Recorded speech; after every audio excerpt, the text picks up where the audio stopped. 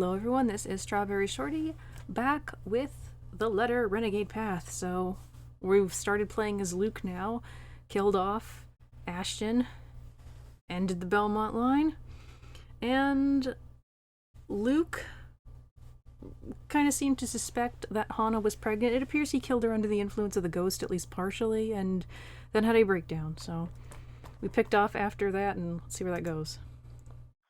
Yeah, he's still there. I don't know how long I sat there, faced with Hana's corpse in that horrid room. For a brief moment, I thought it was a good idea to sit her up, as if that would change anything. But the notion alone is stupid. One among the many, and it leaves me with little energy. At the very least, I managed to heave myself out at one point, only able to drag myself to the foot of our bed. Looking out the window shows the light has given way to darkness, enveloping everything with the night sky. On any other night, it might have given me comfort. But now I want to rewind time and have my sunshine once more. I loved her. And that's why she had to go. To be honest, I really don't know how to feel. Face it, Lucille Mitchell-Wright. You owe me everything. I was just blinded with rage with how she humiliated me at the party. I've worked so hard to be where I am, but in the fickle society of the rich and famous, my own wife turning on me like that is basically social suicide. I was so angry, ready to protect what I've built for myself at all costs. I still feel the anger burning low, but for some reason it is directed at myself. With it, confusion rears. Questions come, and I go as I second-guess myself and my actions. It had to be done. She was getting in our way. Yes, it had to be done. Was she getting in my way? No, that's not it. I did it because, I don't know. A rawness scrapes at me until I'm left feeling cold and hollow. It carves out my insides and has me wanting to scratch at my skin. It's crushing, suffocating, and it makes me want to claw at my own throat. I've only felt this once before, when she died. One can only call it grief. Perhaps this is the worst feeling of all. She deserved it. It's all her fault. With her out of the picture, I can focus on me. I can do what I want without compromising. And besides, I never wanted to be a father anyway. You need neither that whore of a woman nor her children. I would never want to be a father. I can't imagine what kind of father I would be and wouldn't wish myself on any child. Not with who I had as an example. Damian Wright was not a very good father in the short time I had him as one. In fact, he hadn't been a father at all. He cared little for me, didn't even know about my existence until he needed an heir. There are others out there, other children that I could call my brothers and sisters. I know of one brother from Brighton, older than I by many years, who was cast aside because he was ill. Another born within the same week as I was ignored because he had a preference for men. He chose me not because he loved me, but because I was the only son of acceptable standards among the many illegitimate children he's conceived. I wasn't a son to take care of, but a successor to groom in order to keep the right name alive. I was a tool, an investment, not a family, not even a person. Not that I hardly knew my father as one either, but even without that, I wouldn't want to bring a child onto this earth. I know the world with all it has to offer, cold, cruel, and harsh, in which no true kindness can survive in one piece. Humanity is more beastly than any animal that roam the land. Humans can be the most horrible of monsters. I am one of them. So if I'm a monster, then why does this hurt me so much? This is fine. I'm fine. That has to be the biggest lie I've ever said. And I've lied a lot. You feel pain now, my prince, because of your kind and caring heart. But that shall pass. It's a laughable enough notion on its own. Of course, humor is subjective. Strokin comes in with a grim look on his face. I would assume that he was expecting a bloodbath in here, judging by the slowness of his steps. There is a mess in here, just not that kind. I don't think he was expecting me to be in the state that I am. Sitting on the ground, haggard looking with blood drying on the sleeves of my suit, all while I giggle like I've just heard the funniest joke in the world. What is so funny? We would have been so beautiful together. Hana's last words sound like a terribly bad joke coming from me. There were toys in there, you know. And this bloody book of names. Do you know what this means? Did you know about this? And don't you dare lie to me. If you knew about this, and you let me kill my own child, I'll fucking murder yours. Why would I admit to it? I stare at him straight in the eye, just daring him to lie about this. If he knew he should have stopped me. If he knew that Hana was pregnant and did not tell me. He does not show it. The silence is not telling, but my blood boils as I feel how he judges me. You're a monster, Luke Wright, he says without speaking. Don't look at me like that! I bet he knew and still kept quiet about it. This is why I mustn't trust anyone. Liars and thieves, the lot of them. Of course, that makes me quite the hypocrite, doesn't it? But it's dog-eat-dog world. Becoming one of them is going to be inevitable sooner or later. Had I been innocent of these sins in the first place, I want to lash out, to scratch and bite and tear, become the monster I really am. I have the dragon that craves treasure and sets fire to the world. I'll kill him. I'll kill them all. I already killed Hana after all. Why should anybody else be safe? She asked me to keep it secret. Unsure if you would be happy to be a father, I did not think you would do such a thing. I let myself hope for the best, for once. You loved her so. The question is, would you have done things differently because of this knowledge? Would you listen to me? To anyone other than her, for that matter? If they forbade you from doing as you please? And that's the kicker, isn't it? Because I don't know the answer to that myself. I want to scream, but I just feel so tired that I can no longer protest when I'm picked up off the floor by the arm like some reprehensible waif. I say nothing as I'm ushered into bed and told to sleep, and as the lights are turned off, the terrace doors are closed and the curtains shut. Only then do I manage to speak. What? Not going to tuck me in and tell me to have sweet dreams? Nothing. He doesn't speak or even acknowledge that he heard me. The man merely collects the dirty laundry and leaves without a second glance. There is nothing but silence, cold and lonely and oppressing. How long has it been since I've slept alone? Even in a stranger's bed, I always had someone to warm me up. Mint or Rochelle, any other woman I ended up in the sheets with. So is he the father of Rochelle's baby? I like how that's not really addressed. I mean, she accused him of it, but he's all like, oh, I don't want to bring a child into this world. Like, you got Rochelle pregnant, apparently. And I make sure I always leave first, never wanting to wake up and find myself alone again. Far too long, I can't even imagine how I've managed to sleep without a warm body beside me before I had Hana. Still, the fatigue soon catches up and pulls me into sleep's embrace. I actually think Luke is a very interesting character. Like, he's entertaining for the most part to watch, and there's a lot of depth to him. It's not her sobs that I hear, but his, hers, theirs. I'll never know now, will I? I've killed them. By my own doing, I've ended all of it, even before anything has begun. Their blood drips from my hands, pulling at my feet, lapping at my ankles like the cold, suffocating embrace of my sins. They creep up my limbs, slow and unhurried, twisting and turning. Up and up it goes, until nothing but a sharp, guttural cry escapes from my mouth. Then, all at once... It would have been so neat. I choke back a scream and wake up in a cold sweat. With my heart pounding in my ears, it takes a while to remember where I am. In the dark and cold of the room, one can't fault me for feeling ill at ease. It isn't as bright as the penthouse, and the renovations did little to change how old it feels. We've been here for less than a week. It'll take more than time to adjust. It's hard to feel cozy, though, when I'm bloody freezing. Nudging the lump of fabric next to me, I sigh. It's cold. Don't hog the sheets, Hana. She always did this, though it hardly bothers me. Growing up, I was lucky to have something to use as a mattress. Not the one who grew up accustomed to Egyptian cotton with a thread count of 800. Besides, the warmth that Hana exuded on her own is usually enough to keep me sleeping through the night. The temperature tonight must be something else with how chilly it is right now. It takes a while. Then I remember. It can't be Hana, so who is it? The horrible image of Hana's cold corpse lying underneath the sheets comes to mind. Let it be anything but that. An intruder seeking warmth and shelter from the cold, dreary night. A maid sneaking in with mischief in mind. A hired hitman that has it out for my head. Even the last would be better than finding her there. I can fight off a man with a gun. I can't say the same about the sight of her dead eyes, reminding me of what I've done. The smart thing to do here is to get out, really. But a nagging curiosity aside, I have to know what they're here for, and more importantly, what they've seen. What if they've seen what's in the other room? Why linger? If they hope to blackmail me and this is a sick way of sticking around until they can talk to me? If I leave now, they might as well. Just the act of trespassing alone should be cause enough for punishment. Whether that punishment leads to a swift execution remains to be seen. There's no sign that they've heard me, nor have they shown any signs of moving where they lie.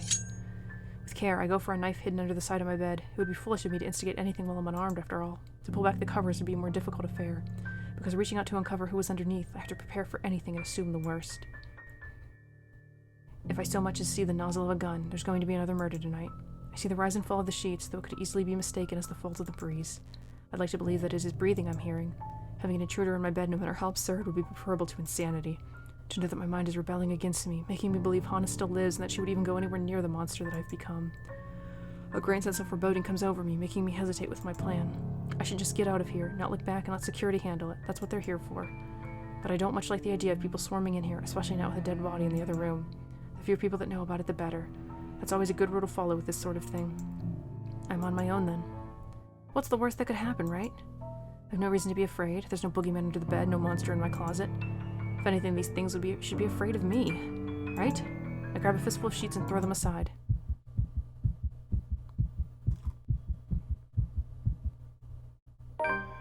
Nothing. That was underwhelming.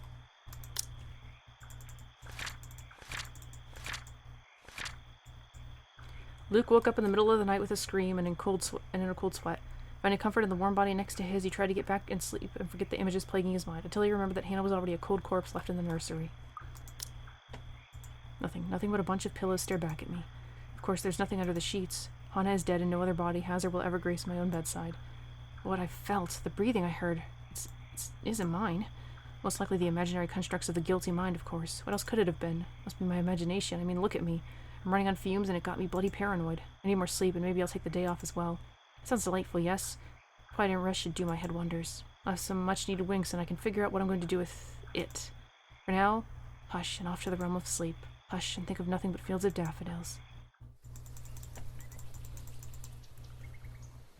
The pleasant dreams refuse to linger, however. With the morning comes another disturbance.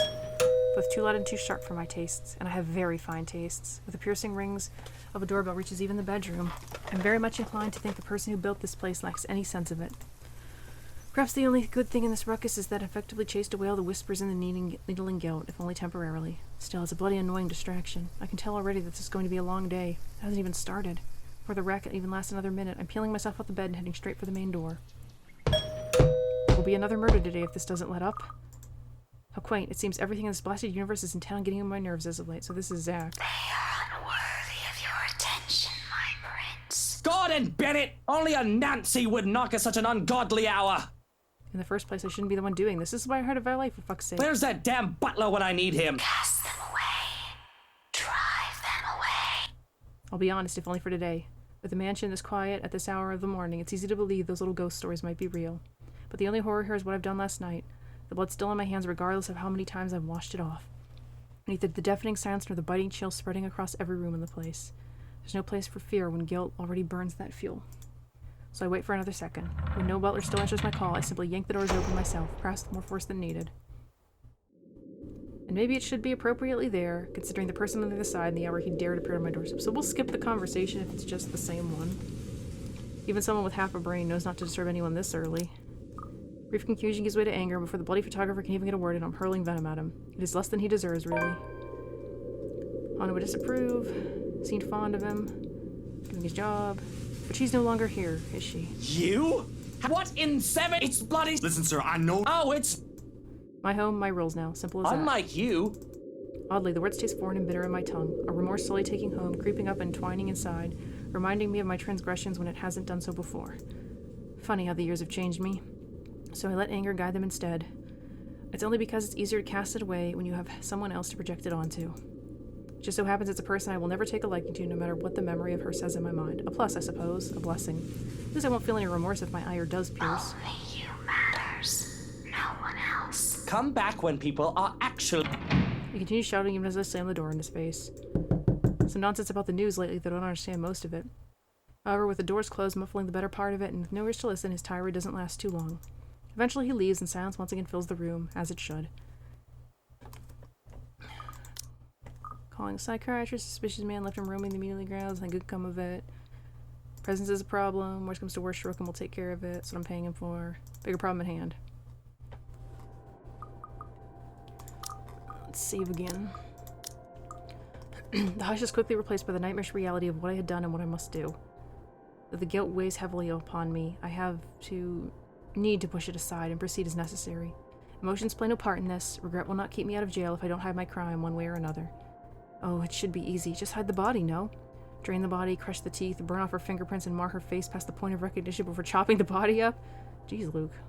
There'd be plenty of options after that. Incineration, feeding it to animals, dumping it in the ocean. She would like that last one, wouldn't she? Of course, there was always the option to let her decompose and become fertilizer for my daffodils. It really isn't the big issue, though. This whole murder business just ruins a good Sunday morning, does it not? Hana, my dear Hana, till death do us part. And you must part.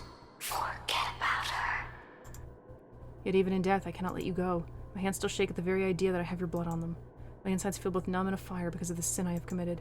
My lips quiver as I fight off the urge to cry prayers and apologies, in the hopes that they would be enough to bring you back. But I know that this is no fairy tale. But I'm not going to wake up the slumbering princess with a kiss, true love or otherwise. No sentiment or good intention will change the cruel reality of life. Even if miracles do exist, I do not think they would happen for a man such as myself. Past cannot be changed. I must deal with the consequences to come, regardless of what the other person who has just walked in says. And he always has to have an opinion. I think murder would ruin a sane person's mood, no matter the day or time. Continue mouthing off and there'll be a second one, Shraken. I've killed for less in the past. I've been soft. complacent. Those things need to change. She made me soft. Over the years, I've been told marriage has made me a kept man. Of course, people stopped saying that after I shot a fool who thought disrespecting my wife would get him anywhere. Now that she's gone, though, well, who knows? I mean no disrespect. Excuse the murmurings of the insane, yes? But I have every confidence and every dread that you will go through with it. However, about the madame, how shall we proceed? I'm sure it has come to you that this will need more attention than the others who have gone under our care. The chances of her remains being found is slim if we do things properly, as we have done in the past. But the chances of her disappearance going unnoticed? Not bloody likely. She was Hannah. Whether she was Hannah Evans or Hannah Wright, she's practically Luxborn royalty. Her disappearance will cause quite a stir, and who will be the suspect number one? Me, of course, after that public blow-up she had at the party. This won't be as easy as, say, killing an ordinary accountant who's looked into the numbers a bit too thoroughly, or an attorney who hopes to get in my way. For now, I need time to plan, to at the very least hide the body and cover up her disappearance. That's why I had the rest of the staff sent away except for I Shrokin. suppose we can't just sweep this under the rug, can we? What about a magic trick, then? Can we pull off a sleight of hand? Now you see her, now you don't? Misdirection. Clever. You could blame the butler. I would not mind retirement. A nice try, but I'm not letting you go. I still own you until I see fit. There's no need for you to take the fall. Not when there are plenty of others I can pinpoint as the culprit. Why even make it murder? I don't think turning it into a kidnapping story will work, but Hannah was sociable enough and she had plenty of suitors. She could have been a bit too friendly with one of them. That would be the pot calling the kettle black. But she might have, if she was falling out of love with me, she might have wanted to leave me for another. Someone else who caught her eye, her interest. Just our very visitor this morning, in People fact. don't like a film about colors.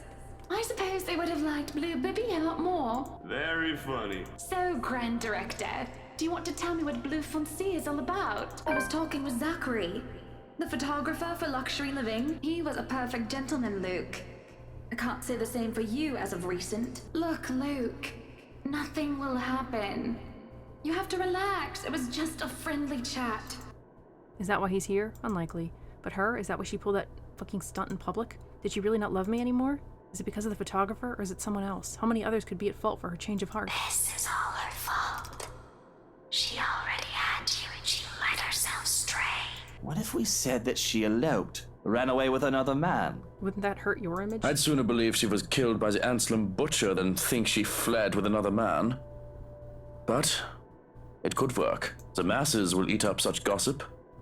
We can fake evidence, signs that will point to her traveling with a companion. Though, if I may be a bit honest, I loathe to speak ill of her or create rumor. What if it isn't a rumor? What if there was someone? Why else would she act out like that? The falling out would be the best excuse to leave me. Or coming out as the victim. Whatever the case. It'll put me under less scrutiny. The police will investigate if it's a murder or a kidnapping or a sudden disappearance.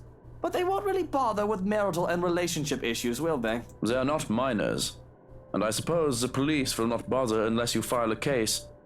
They have more problems than a love affair. It would be best to consult someone who knows the law a bit more intimately. Your lawyer, yes? Yes, but he's away on a holiday, enjoying the beaches on some back-end country or some such. Somewhat called Philippians or something? He told me he'll be back on the 2nd of November. Wouldn't that be a bit too late? If we have to wait that long, we can consult someone else. The chief inspector might be willing. Yes, I suppose I can ask Lee. He's an idiot, but he's an idiot who studied the law. But if I ask questions, he'll pry, and I'd like to not give too much away. The trick to keeping a secret is to have as few people as possible know about it. Take a few people down and put them in their graves if I have to. At least the lawyer is paid to believe I'm innocent and won't be nosy about the whole thing. And really, it's just because... I don't trust him with this. He's probably busy with that wife of his, if she's still even in the city.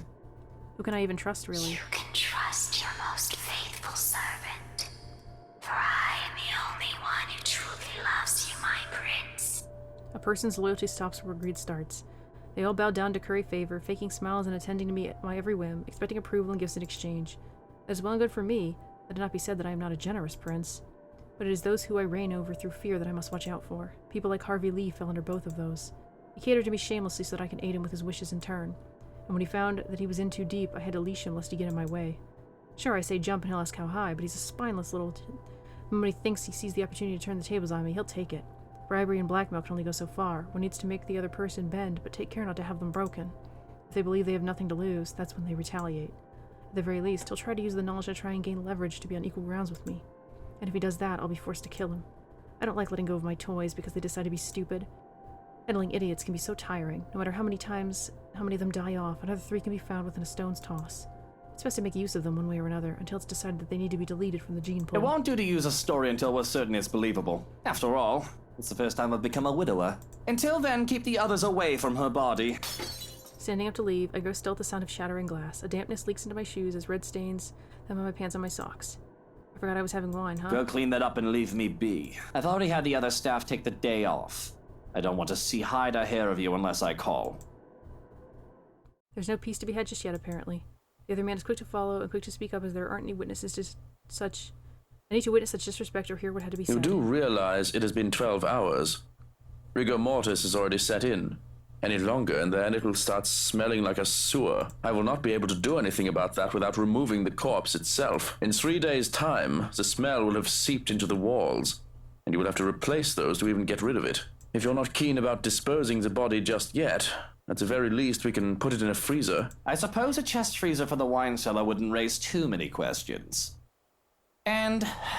look, I don't want to think about this right now. I don't care if you have to fill the room with potpourri or douse all the walls with perfume. Go order a freezer and have it delivered today even. Just make sure it doesn't stink up the place until we get rid of the body. Make it happen.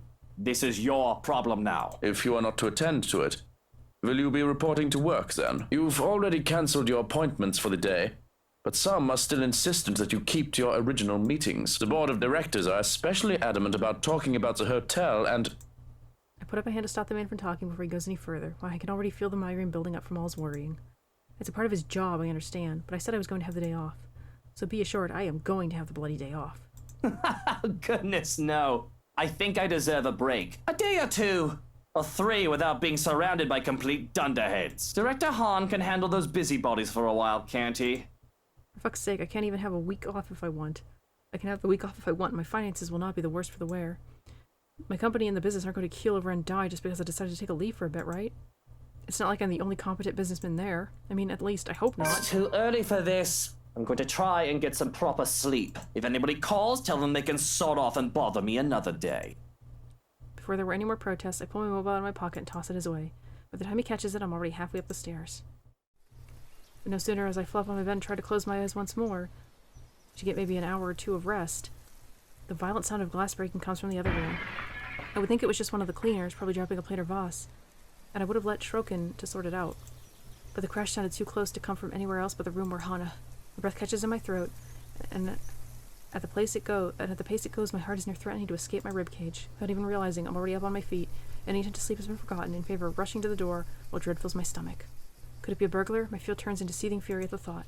If it is, they'd regret their trespasses. There should be a law against noise this early in the morning.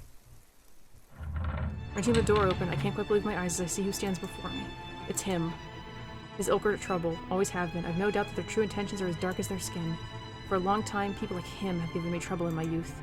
And some other men would even dare lay a hand upon my mother, as if their presence was welcome and their stolen money meant anything.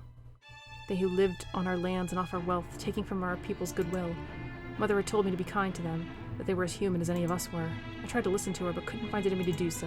And when too many of them would show up as clients, taking my mother as if she was their property. And when I could still remember dark hands bringing pain both upon me and my mother. Well, sure, white men also did the same, but not more strong or rough as those. I'm not going to say that word just in case it's a slur. Those black-skinned louts made for better nightmare material, frequenting my sleep often enough. I was always so afraid that they would come out of the shadows and hurt me, naive child that I was. Father, well, for once that was something we agreed on. They were good for nothing but cheap labor. And violence, of course. Their presence amongst my men made for an intimidating sight. Oh, but there is something else they're good for, too. Hana? Hana, darling, what's a cup? Love, speak to me. I know this looks bad. It's so easy to slip into the role of a victim, to pretend that I'm in shock at the sight. You! What did you do? I know this looks really bad, standing here in your house with a dead body, but I can explain. Oh, Zach. You killed her! You ones! Get in here! And who else can I blame? Who else can be the culprit but this trespasser in my house? As he makes more excuses, near desperation, I have to take care not to show the glee as I lay all accusation on him. And when he swears to whatever god he believes in, my man is quick to arrive and pull me back out of the bedroom, to safety, while he deals with this interloper.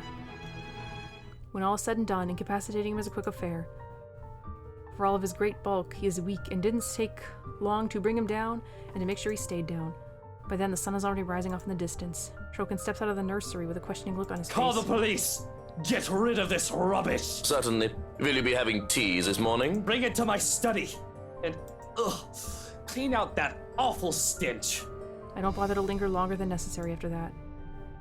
I have to think of what comes next. What now? That's the proper question to ask after all that's happened. To think I would have been so stressed out trying to find a way to cover her death up. Then this golden opportunity just drops into my lap, or rather, breaks into my home. I can't quite believe my luck. This is far too perfect. It makes it all so easy. I can see the headlines now. Black man murders Hannah Wright. They wouldn't even suspect I have had an 800 death. Oh, up here. This is an ominous looking picture. Having no obligations today, Luke made plans on how to take care of the situation with Hannah without risking the authorities or anyone else finding out. By some stroke of luck, he found Zachary trespassing in the nursery where the corpse was being kept, giving Luke the perfect alibi. That's not really an alibi. Who would accuse the poor widower Luke Wright? I'll make sure the police confirms that as fact. If there's ever any time to visit Officer Harvey Lee and have him cooperate, it would be now. If I play it right, even the public will be crying out to have his head, and I'll never have to worry about this ever again. After a spot of tea and breakfast, of course. I need time to compose myself, to calm down and come up with my story. Because I'm practically giddy, my body near vibrating at the thought that I'd get away scot-free from this, all due to that man's sheer bad luck. I have to hold back laughter as I go through my breakfast, dismissing the policemen that come to survey the crime scene and collect the man. Once I'm done breaking my fast... Was that what breakfast means? And after a cool shower, I call for Shroka to drive me to the police station so that I can give my statement. The ride to the precinct is a quiet affair. I'm in no mood for idle chatter with what little sleep I've had. Not everything is smooth sailing, however, as soon as I arrive at the precinct either. But as they say, a smooth sea never made a skilled sailor. It would be more suspicious if everything had gone on without a ruckus. And it would be more boring, too. Because who doesn't love a good fight and a bit of drama? There's nothing quite like beating your opponent down and making them learn who's boss. If life just slumped over, there'd be no point in even trying, but... I'd be much happier if nosy detective stopped being, well, nosy. That boy, Feathers, just riles me right up. With the way he looks at me as if he's better than me. I saw it in his eyes, the righteous fury and the belief that he's some saintly good guy and I'm the villain that he needs to take down. I have no doubts that he has a word away from trying to assault my person. And I wish he had, if only so that I would have had proper legal grounds to get him in a whole lot of trouble. I so hate men like him. I came out looking like the civil gentleman between the two of us at the very least, but it does no wonders for my mood and I have to retreat to Harvey's office to cool myself down. Just needing to do legwork to bring myself to this precinct always does sour the day for me. It always means I have to fix something. Always annoying. So here I am with a bored glance to the view of the place. Johannes stands outside like a good guard dog and makes sure no one enters unannounced. I am so sorry about what happened out there, mate. But you know how it is with these officers. All testosterone and ranking. Well, you need to learn how to keep your men in line better, mate. But I didn't come here to talk about these hot-headed daft villains. They could be dead from the neck up for all I care. He has the propensity to forget one tiny detail. I own him. I want to seethe in rage, remind him who exactly the boss here is. I very well can, thanks to the wonders of soundproofing, but the stressed and nervous expression on his face stops me from giving him a tongue lashing. It would really do me good, no good to be at odds with him when he does prove to be a useful ally from time to time. So I listen when he speaks, focusing on the smell of coffee and cigarettes that filled the room in order to curb my tongue. For now. But boy, when you let a man like Harvey Lee speak, he speaks a lot. Look, all I'm asking is that you be a bit patient with them. You do realize a good chunk of them don't work. They aren't with you, so to speak. Bunch of kids who think the police are superheroes or some cock and bull. They don't know how things work around here. Especially that Frey boy. The lot of them are just tired. And why are you telling me this? I was going to ask you if you knew anything about it. Perhaps one of yours know. There's been a string of unfortunate incidents as of late. Just recently, some bloke named Christian C was acting all nuts. Well, he just repeated that line. Off his rocker, that man. And we had to hold him, thought he was drunk. Up until he started bashing his brains in. Drunk man wouldn't do Now that. he's a vegetable in a hospital bed. Another time, some Mark Julius was reported missing. Some are thinking we've got a serial killer on our hands as of late. That Cooper lady from BRC got done in, and a Father Norman, too. So they are related. Bloody hell. Even that Santos girl. She was our detective's friend, you know?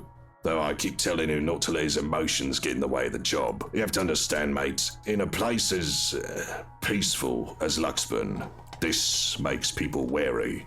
Reported crime rates go a bit higher than usual, and it makes them antsy and temperamental. And now Hannah. The Hannah Wright. The press are going to go nuts about this, mark my words. Are you implying that I have anything to do with them? Yes. Because as much as I hate to say it and admit, I am out of the loop. This is the first I've heard of these incidents. Really, I'd say I'm insulted, but this is par for the course. Harvey knows who and what I am. We have a deal of sorts, after all. Crime is always expected in a society with laws and with humans who are allowed their free will. But why not strike a deal with the devil to make sure that said crime has some order? Honestly, yeah. But when they said what happened to Hannah, well, it can't be you. The older man looks at me with scrutiny. I'm under no delusions. It's obvious he's trying to find a trace of a lie, to find a way and pin a serious crime on me so that he can escape his slavery from me, so to speak. But I put on the perfect picture of a grieving husband. It's an easy feat. If he pushes this, I will not hesitate to be sharp and make my point across to remind him of his place. There seems to be no need for it, however. Whatever kindness he can muster for me just gives in. It is easier to believe that a husband would never go so low as to murder his own wife. If anything, you might have just caught the perpetrator for us. I beg your pardon? Are you saying that man who just broke into my home is a serial killer? Who would have thought? But Carl over there told me what they saw when they went to tape off the crime scene. That room Anna's body was found in. You must have noticed it, no? My confusion must be in plain sight, because I really am wondering. What could I have missed that would imply that a serial killing had occurred? The unhinged part of me wants to laugh, just let it all out. This is ridiculous, hilarious and preposterous at the same time. It's a near thing, too. My mouth twitches, threatening to put a grin on my face. Or I guess not. I guess you were too shocked with what you saw and all. I don't blame you. It's nasty. I can feel the blood leave my face, cheeks gone cold as I remember. Help me all over the nursery walls. I am certainly not the one who put that there. So who? I'm snapped out of my musings when the old man starts to prattle It's on those again. bloody letters all over the place, just like the others we've seen. It's crazy to think there's a serial killer in a place like this. You think you only see that sort of shite in films, but no, we have one. And as it turns out, it could just very well be motherfucking Zachary Steele. I mean, I still can't quite believe it right now. That guy's a nice kid, but... Harvey waves a hand lamely through the air, not quite sure how to continue his statement. They say looks can be deceiving. I finish for him. Because innocent or serial murderer, this kid is my stay out of jail card. If he's the former, it doesn't matter. And if he's the latter, and he really did have time to write all those, well, I may have dodged a second bullet. So what is our resident serial killer looking at? Well, I doubt anyone would really try to defend the guy. Especially if you're pressing charges. Not unless D.A. Davis tries to stick a nose in it anyway. But, well... just the breaking and entering charges alone is going to get him half a year and a huge fine. If he can be placed in those other murders, the guy's never going to see the light of day. He's looking at 30 to life. Listen well, Lee. If he gets any less than what he deserves, I will be very unhappy. There will be consequences if you prove your incompetence in this matter. I want him rotting in a cell until the end of his days for what he did to Hannah. For what people will think he did to Hannah. The look of the older man brings me some level of satisfaction. How his eyes widen and his pupils dilate. He's good at hiding his fear. I'll keep my promise if this isn't done and he knows Now, it. is that all you're here for? Luke is so mean. Well, there's another thing I want to ask. What? Can't I visit a friend? That detective. Feathers. Should I be concerned about him? He seemed keen. Feathers? Oh, you mean Frey? Nah, he's not really anything to worry about. Unless you're a vampire. I got him assigned to your case to make the whole thing believable. The boy's a good detective, one of the best I have on the force, but he won't be able to do shit with all the red tape tying him up. In fact, the higher-ups just took him off your tail. The case against me? I still have one? Harvey, my dear old friend. Have you been slacking off? Surely I told you to take care of that sort of thing. Surely it shouldn't have taken you this long. Surely it should be quiet by now on your end. They shouldn't be assigning anything to what's supposed to be a cold case. I doubt you've got anything to really worry about unless you go out there and announce the shit you've done. Meanwhile, should we really be talking like this out in the open in front of this dude? They don't want to accuse the most powerful man in Luxburn without being 100% sure about things, of course. The way he goes about it so nonchalantly. But it's because of that company problem Suarez has been talking about. Can't believe that's still a thing. You think the geek would have figured it out by now? He's supposed to be a computer genius. Don't go blaming me for it. He's the one slacking off, if you ask me. Don't you be pointing fingers my way. And has Suarez mentioned anything new about that? You'd have to ask him about it. You know I don't understand half the technical computer mumbo-jumbo the guy goes on about. It's like the guy speaks a whole other language. Which, technically he does, but you know what I mean. Yes, I suppose you have a point. Very well, if you haven't got anything else useful for me, I might as well head home. Get some bloody peace and quiet. I'll get us some tea, maybe with some whiskey and a nap, and I'll be right as rain. At least one of us should get some R&R, because it looks like Harvey isn't going to get any. Now with the commotion that started up outside the room. From inside the office, we can both clearly see something's come up. And opening the door lets the din of the place flood in, the officers going about and phones ringing. Looks like the children are in need of their minder, Harvey. Whatever could this be? What in blazes is going on here? What's that fucking fire? There's been a jumper, Chief. It's utter madness as callers ring in all about it. A jumper in Luxbourne. If it weren't so tired, I'd give it more interest. Besides, going by what the officers on the phones are saying, it's probably far too late for the pool, so they've already gone splat and all the lines are clogged up with the distressed and the busybodies. It's not every day you hear about such things in this city. Or at least it's not every day I hear about a jumper that I haven't caused. As if on cue, Harvey glances my way with a tight expression on his face, and I have to shake my head at him to say, no, this one isn't mine, before I leave him to his pets.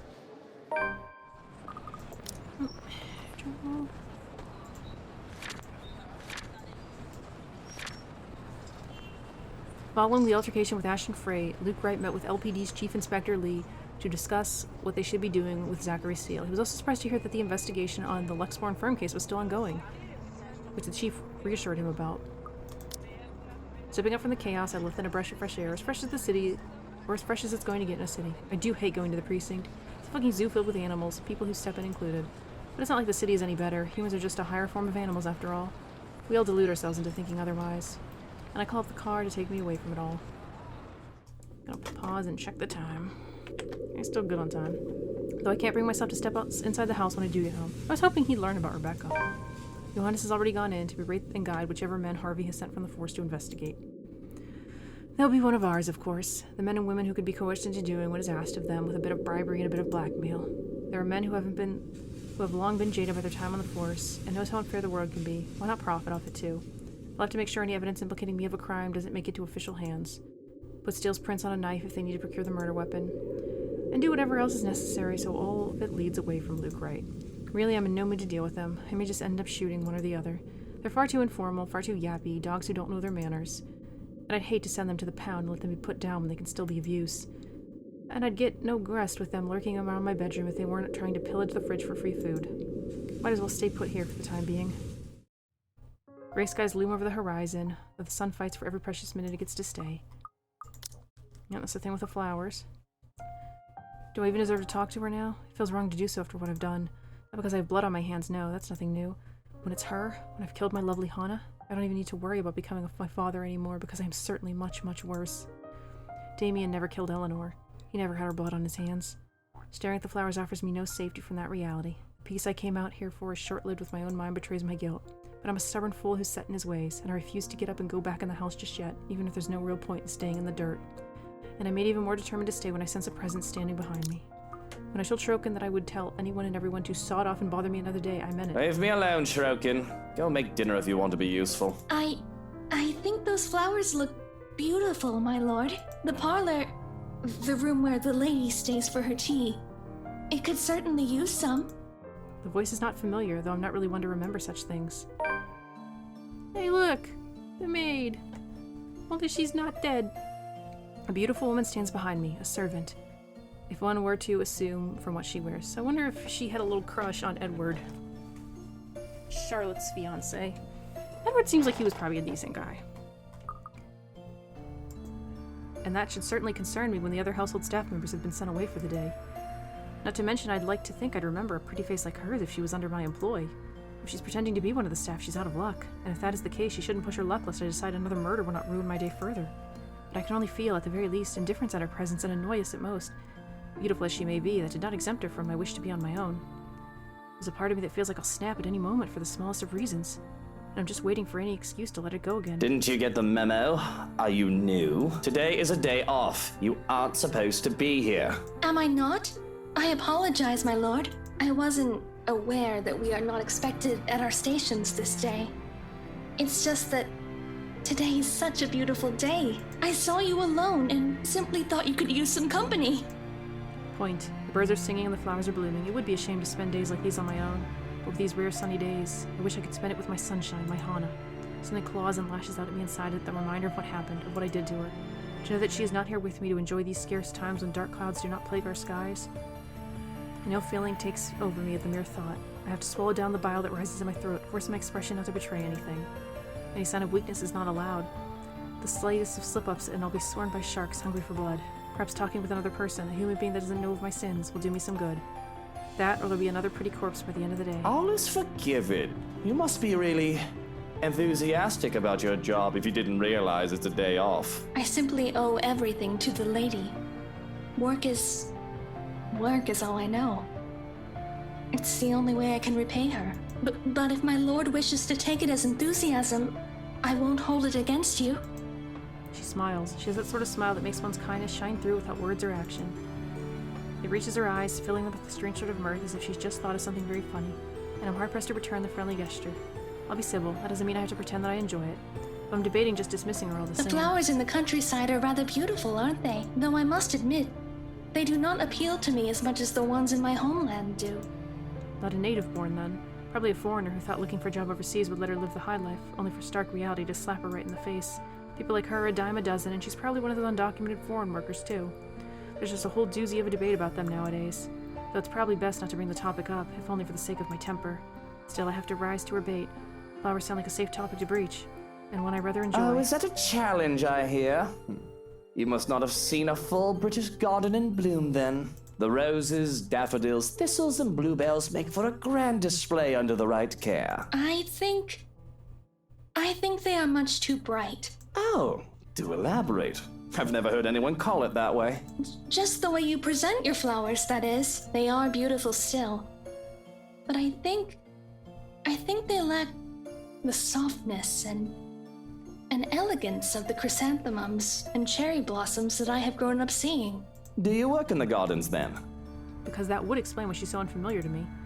I don't meet much of the staff, if at all, preferring that they remain invisible until they are necessary. The gardeners especially, as I only really got to take care of Mother's daffodils, and I ask that I be left alone under those circumstances. Oh, not at all. Although I do wish I were. I do enjoy working with plants quite a lot. Not that I am unhappy to be at your service, my lord, but... no. I work for the lady of the house and carry out what she requests of me. What does she request of you? Lady of the house? Is that what the old hag of a head housemaid telling her... Is that what the old hag of a head housemaid telling the other staff to call her now? I'm guessing there's a word missing. Not surprising, really. That woman has always been an upstart, self-important biddy who doesn't know her place. She should really just give up, retire, and enjoy whatever remains of her years. At her age, she wouldn't manage even a position in the Queen's staff. Not that I don't respect that woman, of course. She and I are much alike. Except I succeeded in rising up the ranks of society where she failed, and how she despises me for that fact. Her pride probably refuses her a graceful exit. I don't really care all too much about her employment until such time the government forces me to retire her. With how old she is, she's always complaining about pains and aches and about young people. She's a difficult character, and she only acts real tolerable around Hana. Not that. That'd be a thing. Not that that would be a thing anymore, since... well, now I'm just in a terrible mood. Errand girl for Her Majesty, then? That job must be a right pain in the arse. I heard she runs her assistants ragged, probably killing you real so she can absorb your life essence in the hopes that it'll make her youthful. She has her undesirable moments, and I am grateful enough. I have a roof over my head and bread to eat, though certainly the compensation the household provides for us is not lacking. I feel so bad for her. She seems like she was a real nice girl. It is generous for me.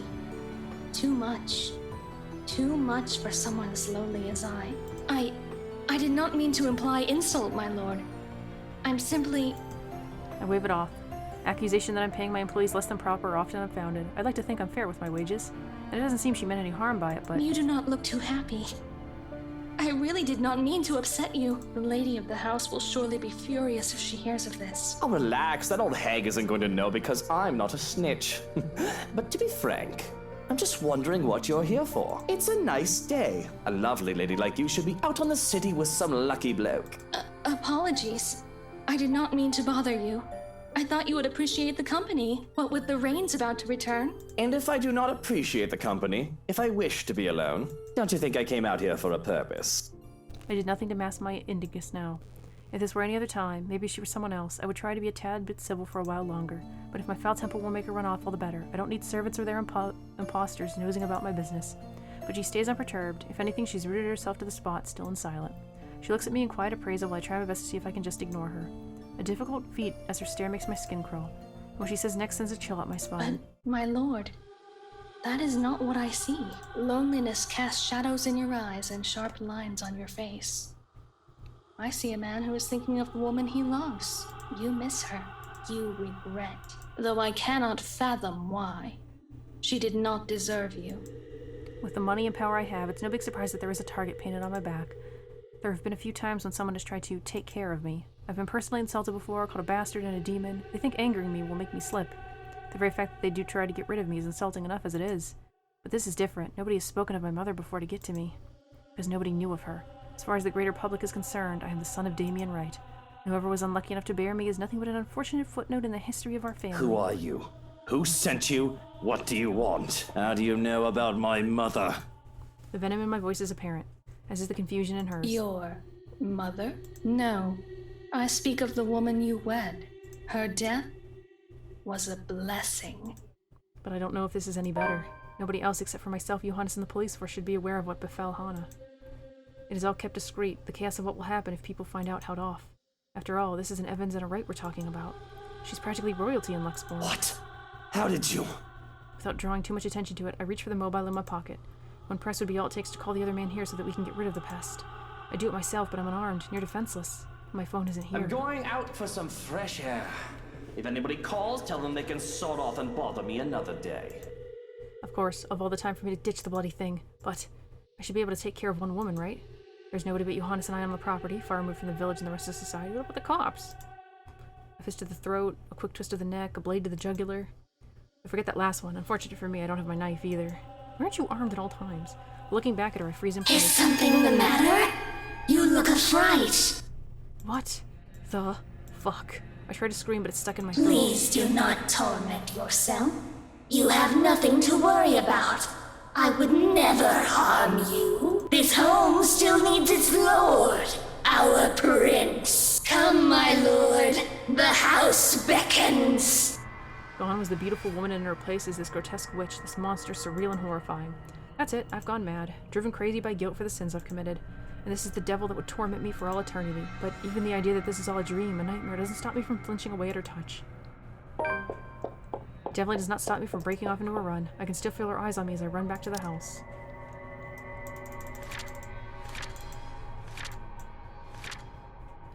Wanting some alone time and fresh air, Luke excused himself, lingering in the Guardians as he remembered the memory of his late mother. Suddenly, a beautiful woman appeared by his side, striking up a conversation with him. It was all pleasant at first, until... But I refuse to acknowledge it, let alone look back. All I need is to get away from her and to make sure she stays away. And if that means acting like a coward and seeking out the company to keep me safe, nobody can tell me to do otherwise. Bravery isn't something to be lauded if it comes along with stupidity. It must have been a sight to see the usually composed and reserved Luke Wright bursting through the doors. But there was a time and place for keeping appearances. A time when one's life is on the line is not one of them. Mustering up the courage, I looked back through the windows to see if she followed me. She's gone. I feel relieved, though I really shouldn't be. Stopping to catch my breath, Johannes' sudden appearance nearly makes me jump out of my skin. Don't fucking do that, you son of a bitch! If I had a gun, I would have shot you! If I had any love left for my mutter, I'd take offense. But what happened to you? You look like you've seen a ghost. Oh, if only it were such a delusion. But I can still feel the faintest touch of her fingers. The feeling was too real for it to be a ghost. In the garden, there was a woman. And there's always a woman with you, isn't there? That's not what I mean. Listen, she knows that Hannah is dead. Strange. The house was empty. Is empty. I made sure of that. Can you describe this woman? Are you deaf? I told you she knows that Hannah is dead. What does it matter what she looks like? What is this with this interrogation anyway? Do you not believe me? Frustration bleeds in my very being when he just raises his brow at me. What does it matter what she looks like unless we're going to go look for her? Oh, of course. But I have to fight off the panic as I try to recall her features. I hurry up the stairs and into the east hallway with a butler at my heels. All this just to get as far as I physically can from the gardens before I dare speak of her again. She had pale skin, dark eyes, and long dark hair. She wouldn't give me her name. And did she know who killed the madam? It didn't seem like she knew who it was. but she still knows that Hana is dead. You know I'm not gonna do well if I go under investigation right now. Ruhe, bitte. Calm down and think, right? Think. The body hasn't been moved. She must have been near it to know of it. If she knows there's a corpse, we can go about this two ways. Either we find her and take care of her, or we... Make her take the fall. That's all well and good. Ah, brilliant. We're already having another guy take But the fall. there's just one thing. Hairs on the back of my neck stand on end at the mere thought of that woman. I don't know if it was a trick of the light, but I don't think I was imagining things. And though he might think me a lunatic, I can only be Well, one. she was this thing. A monster. A witch. I know how it sounds. I sound like... okay, fuck. It sounds like I've gone off my rocker with all that's happened. I wonder if this is an error, because we had Zachary arrested for the crime, so everybody would be like, yeah, this woman killed her too. I expect to hear disregard, concern for my mental state, and maybe even empty platitudes relating to my guilt. But instead, the other man goes deathly silent, a thoughtful look on I his would face. normally say that seeing hallucinations is a normal human experience, even if this does not sound like a bereavement hallucination. But the woman you described is familiar. I've seen her before in the mansion. Glimpses. Is she one of ours then? You must know her name now that you know what she looks like. I thought at first that her name may have merely slipped my mind. I've asked the head housemaid to reprimand her, for she was always loitering about when I saw her. But the old woman confirms. We do not have anyone fitting the description under our employ. So what I saw, what you saw, what was that? I don't understand. It was a ghost. Explain, Shurkin.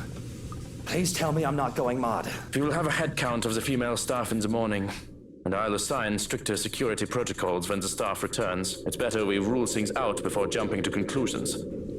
I will have to check for tampering as well. Tampering. Psychotropic drugs to start off with, perhaps in the water supply. I suggest you not worry yourself about it. You are unharmed. That is what matters right now. If it makes you feel any better, I'll stand guard outside for the night. No, that has nothing to make me feel any better. If that woman was a hallucination, a walking nightmare, what could a guard do to stop her from appearing before me once more? And if she comes into my dreams, I'd live to think I would need to cry for help like an infant in need of his mother. And science befalls us, and though I don't dare speak it out loud, I would say that we both seem scared. Often I'm the first to break anything of the sort, but like... Shall I put them in a vase? I'm confused before I realize what I have in my grip. Oh, these? I didn't realize I still had them. I really did not, but there they were, still in my grip, are the daffodils I had taken from the garden. Even in the wake of my flight, I had refused to let go of them, whether I was conscious of it or not. They should be for Mother. They could be for Hana too, but does it even matter? What do dead women care for flowers? I suppose Hana would have loved them. No, I think I'll take them with me. And if you don't mind, I'm going to turn in for the night. Of course. I shan't keep you any longer. I'll be out here if you need anything. I don't care enough to show any sign that I've heard him. Retreating into the master bedroom without another word. I toss the bouquet of daffodils onto the bed with only a minute glance at the nursery door. Things sealed with police tape, garish, ugly, and tacky, and all of these. I've already taken the body to the LCPD morgue sometime while I was talking to Officer Lee yesterday. Made quick work of it, my boys, because they knew a proper investigation was pointless if I have a story to feed them.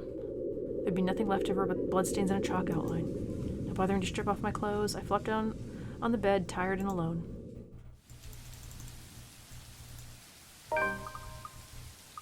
We are on October 31st. I've always been a light sleeper. When asked to be growing up as I did, living in a bad neighborhood meant the possibility of break-ins were all too real and frequent. Horrible thought considering what little material possession we had. That was the least of our problems, of course. With my mother's profession, many would threaten violence as well, towards both her and I. And things never change now, even that I'm in a better place. But at the very least, I have one less thing to worry about tonight. Because really, that Zachary was a bloody blessing in disguise. I need a way to cover up Hana's death, or make it so that I wasn't a suspect. By some stroke of luck, the answer to my problems just broke into my home and waltzed in. He will take the fall. Fucker had already gone into the room on his own. His DNA is already going to be all over the place to incriminate him. If that's not enough, it'll be easy to falsify evidence. I can make sure of that. Still, the thought of that woman yesterday and the danger that she presented was enough to wake me up several times throughout the night. So suffice it to say, I'm not very happy that anyone would dare separate me from my true love, the bed. The rain that has started sometime during the trip didn't help the mood. Okay, maybe it helps just a little. The strange sunny weather had been nice and all, but for it to return as it should be feels like a good sign of things to come. Perhaps things will settle back to normal, and the crazy drama that has gone down lately will die down.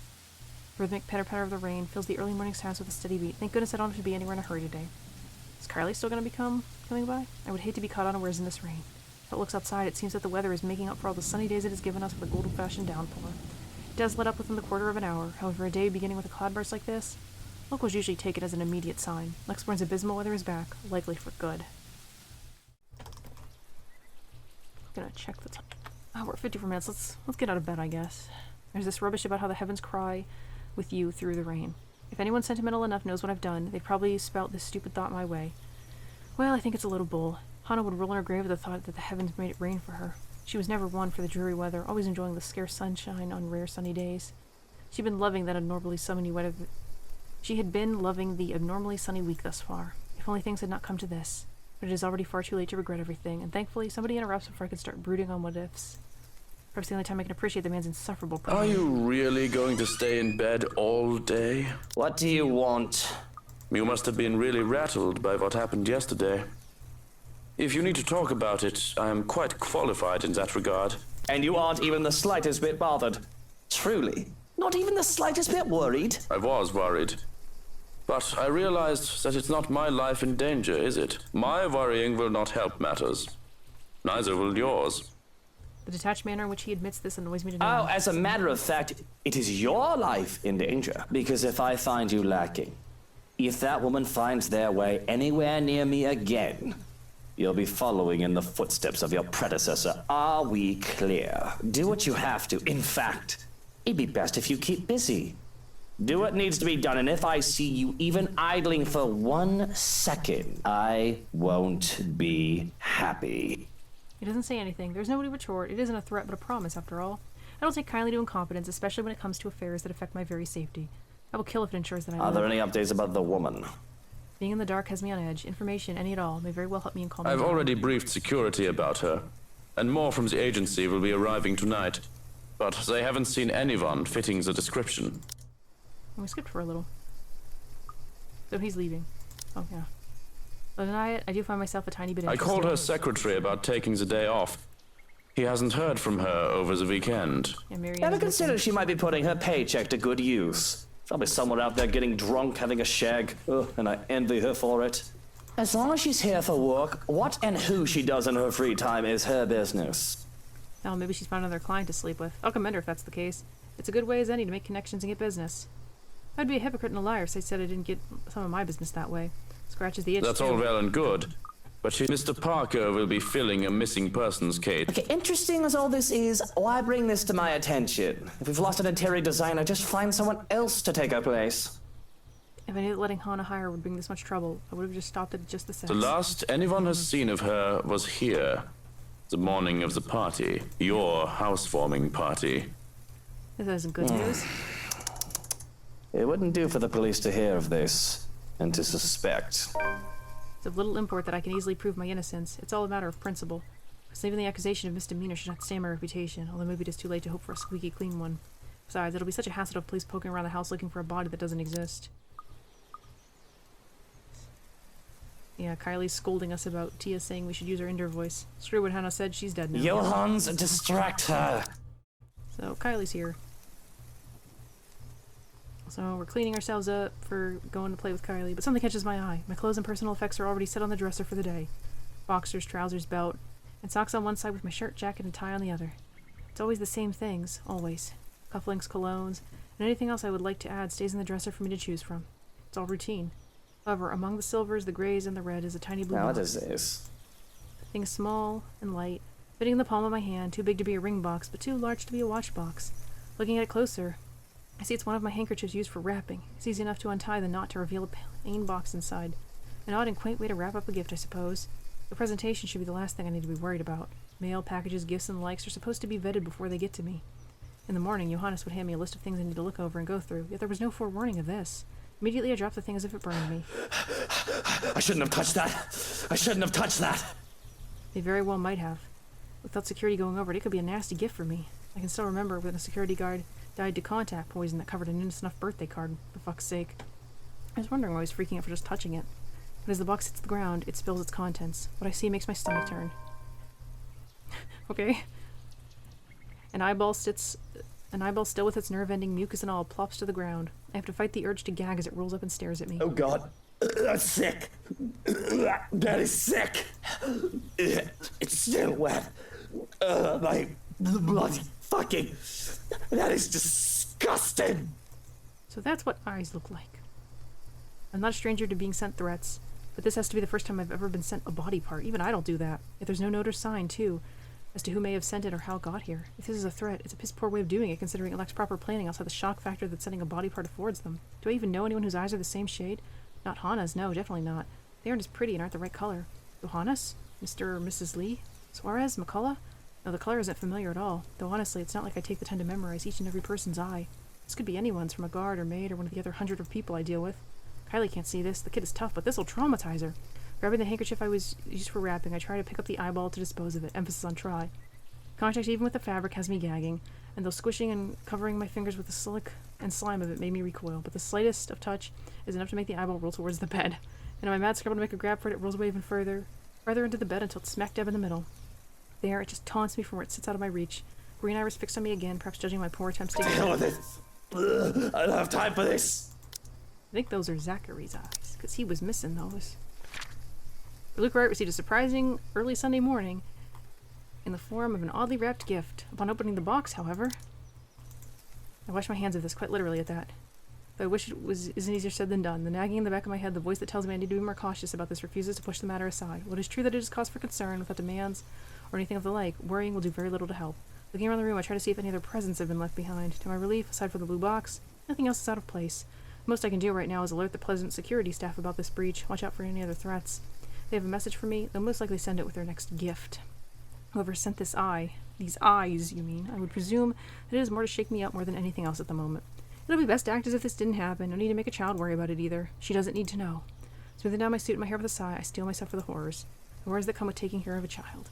Are we just gonna leave the eyes under our bed? Like, I feel we should take care of that.